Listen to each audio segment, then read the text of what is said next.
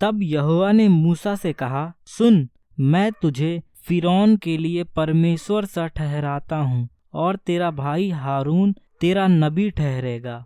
जो जो आज्ञा मैं तुझे दूँ वही तू कहना, और हारून उसे फिरौन से कहेगा, जिससे वह इज़राइलियों को अपने देश से निकल जाने दे।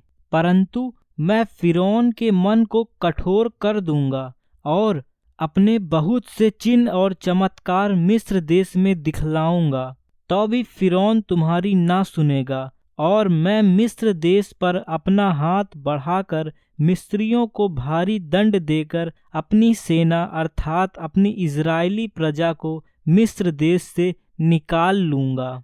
और जब मैं मिस्र पर हाथ बढ़ाकर इज़राइलियों को उनके बीच से निकालूंगा, तब मिस्री जान लेंगे कि मैं यहोवा हूँ। तब मूसा और हारून ने यहोवा की आज्ञा के अनुसार ही किया।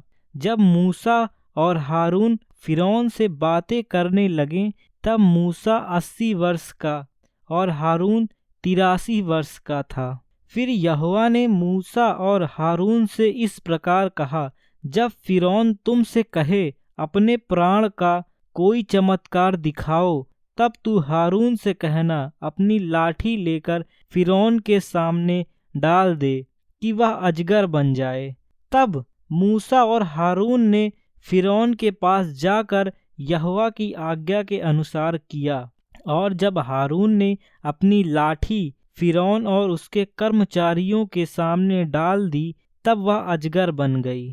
तब फिरौन ने पंडितों और टोनहा करने वालों को बुलाया, और मिस्र के जादूगर ने आकर अपने अपने तंत्र मंत्र से वैसे ही किया। उन्होंने भी अपनी अपनी लाठी को डाल दिया और वे अजगर बन गईं। पर हारून की लाठी उनकी लाठियों को निगल गई। परंतु फिरौन का मन और हठीला हो गया, और यहोवा के वचन के अनुसार उसने मूसा और हारून की बातों को नहीं माना। तब यहोवा ने मूसा से कहा, फिरौन का मन कठोर हो गया है और वह इस प्रजा को जाने नहीं देता। इसलिए सवेरे के समय फिरौन के पास जा, वह तो जल की ओर बाहर आएगा, और जो लाठी सर्प बन गई थी उसको हाथ में लिए हुए नील नदी के तट पर उससे भेंट करने के लिए खड़ा रहना, और उससे इस प्रकार कहना, इब्रियों के परमेश्वर यहोवा ने मुझे यह कहने के लिए तेरे पास भेजा है कि मेरी प्रजा के लोगों को जाने दे, जिससे वे जंगल में मेरी उपासना करें, और अब तक तूने मेरा कहना नहीं माना। यहोवा यूं कहता है, इससे तू जान लेगा कि मैं ही परमेश्वर हूँ। देख, मैं अपने हाथ की लाठी को नील नदी के जल पर मारूंगा और जल लहू बन जाएगा, और जो मछलियां नील नदी में हैं वे मर जाएंगी, और नील नदी बसने लगेगी और नील नदी बसाने लगेगी, और नदी का पानी पीने के लिए मिस्रियों का जी ना चाहेगा। फिर यहोवा ने मूसा से कहा, हारून से कह कि अपनी लाठी लेकर मिस्र देश में जितना जल है अर्थात उसकी नदियां, नहरें, झीलें और पोखरें सब के ऊपर अपना हाथ बढ़ा कि उनका जल लहू बन जाए, और सारे मिस्र देश में कांट और पत्थर दोनों भांति के जल पात्रों में लहू ही लहू हो जाएगा। जब मूसा और हारून ने यहोवा की आज्ञा के अनुसार किया, अर्थात उसने लाठी को उठाकर फिरौन और उसके कर्मचारियों के देखते नील नदी के जल पर मारा, और नदी का सब जल लहू बन गया, और नील नदी में जो मछलियां थीं वे मर गईं, और नदी से दुर्गंध आने लगी, और मिस्री लोग नदी का पानी ना पी सकें, और सारे मिस्र देश में लहू हो गया। तब मिस्र के जादूगरों ने भी अपने तंत्र मन से वैसा किया, तो भी फिरौन का मन हठीला हो गया, और यहोवा के कहने के अनुसार उसने मूसा और हारून की ना मानी। फिरौन ने इस पर भी ध्यान नहीं दिया और मुंह फेर के अपने घर चला गया। और जब मिस्री लोग पीने के लिए जल के नील नदी के पास खोदने लगे, क्योंकि वे नदी का जल नहीं पी सकते थे। जब यहोवा ने नील नदी को मारा था, तब से 7 दिन हो चुके थे। तब यहोवा ने फिर मूसा से कहा, फिरौन के पास जाकर कह, यहोवा तुझसे इस प्रकार कहता है, मेरी प्रजा के लोगों को जाने दे, जिससे वे मेरी उपासना करें। परंतु यदि उन्हें जाने ना देगा तो सुन, मैं मेढक भेजकर तेरे सारे देश को हानि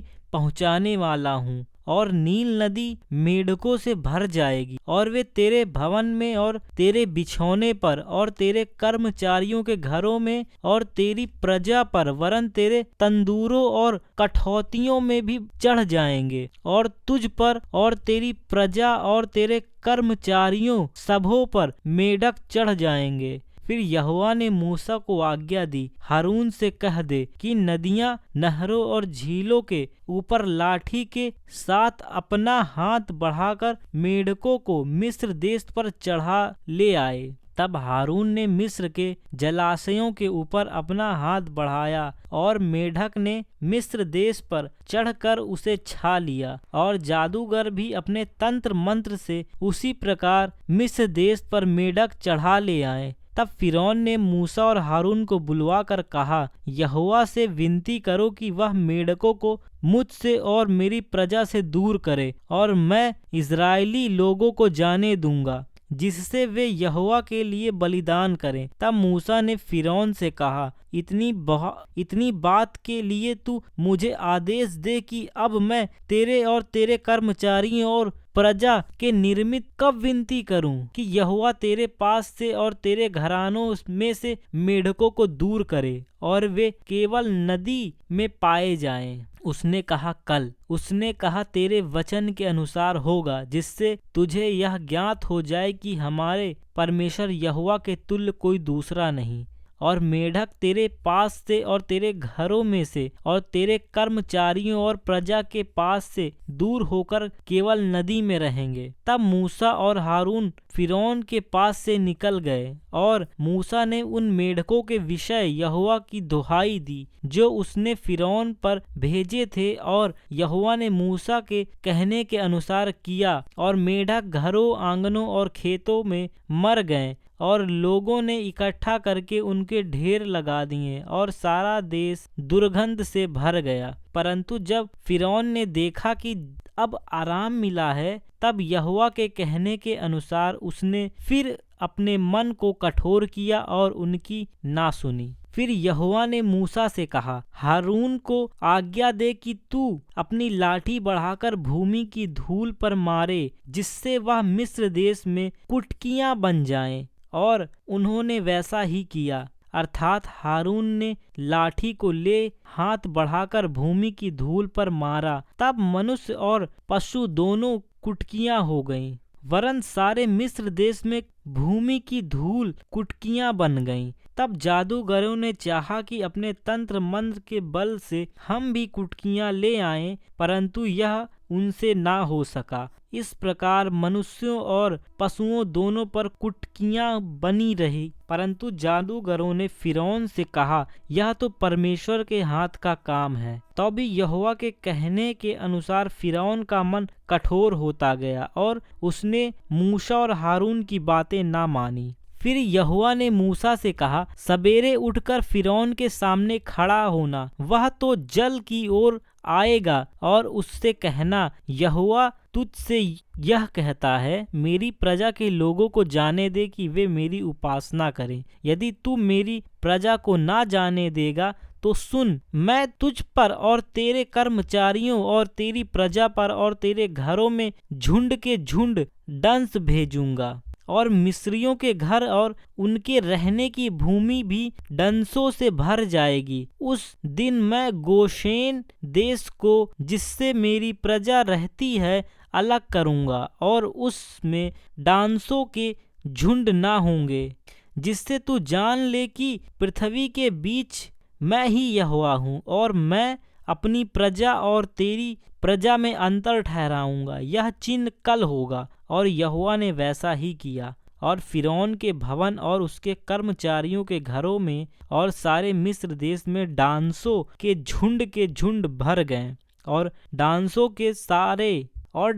के मारे वह देश नष्ट हुआ। तब फिरौन ने मूसा और हारून को बुलवाकर कहा, तुम जाकर अपने परमेश्वर के लिए इसी देश में बलिदान करो। मूसा ने कहा, ऐसा करना उचित नहीं, क्योंकि हम अपने परमेश्वर यहोवा के लिए मिस्रियों की घृणित वस्तु बलिदान करेंगे, और यदि हम मिस्रियों के देखते उनकी घृणित वस्तु बलिदान करें तो क्या वे हम पर पथराव ना करेंगे? हम जंगल में 3 दिन के मार्ग पर जाकर अपने परमेश्वर यहोवा के लिए जैसा वह हमसे कहेगा वैसा ही बलिदान करेंगे। फिरौन ने कहा, मैं तुमको जंगल में जाने दूंगा कि तुम अपने परमेश्वर यहोवा के लिए बलिदान करो, केवल बहुत दूर ना जाना और मेरे लिए विनती करो। तब मूसा ने कहा, सुन, मैं तेरे पास से जाकर यहोवा से विनती करूंगा कि डांसों के झुंड तेरे और तेरे कर्मचारी और तेरी प्रजा के